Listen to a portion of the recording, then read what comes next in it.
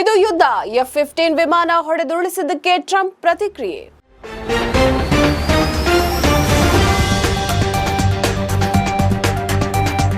ಇದು ಯುದ್ಧ. ನಾವು ಯುದ್ಧವನ್ನ ಮಾಡ್ತಾ ಇದ್ದೇವೆ. ಅಮೆರಿಕ ವಾಯುಪಡೆಯ ಬಲಿಷ್ಠ F-15 ಫೈಟರ್ ಜೆಟ್ ವಿಮಾನವನ್ನು ಇರಾನ್ ಹೊಡೆದುರುಳಿಸಿರುವ ಬಗ್ಗೆ ಅಧ್ಯಕ್ಷ ಡೊನಾಲ್ಡ್ ಟ್ರಂಪ್ ನೀಡಿದ ಪ್ರತಿಕ್ರಿಯೆ ಇದು.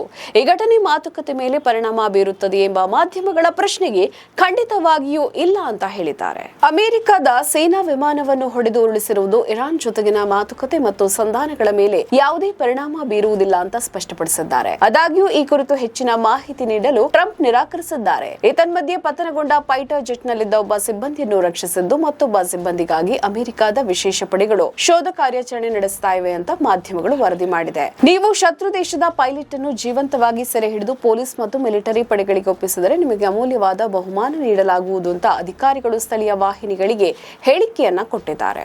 ನಮ್ಮ ಈ ವಿಡಿಯೋ ನಿಮಗೆ ಇಷ್ಟ ಆದಲ್ಲಿ ಲೈಕ್ ಮಾಡಿ, ಶೇರ್ ಮಾಡಿ, ಕಮೆಂಟ್ ಮಾಡಿ ಮತ್ತೆ ಸಬ್ಸ್ಕ್ರೈಬ್ ಮಾಡಿ.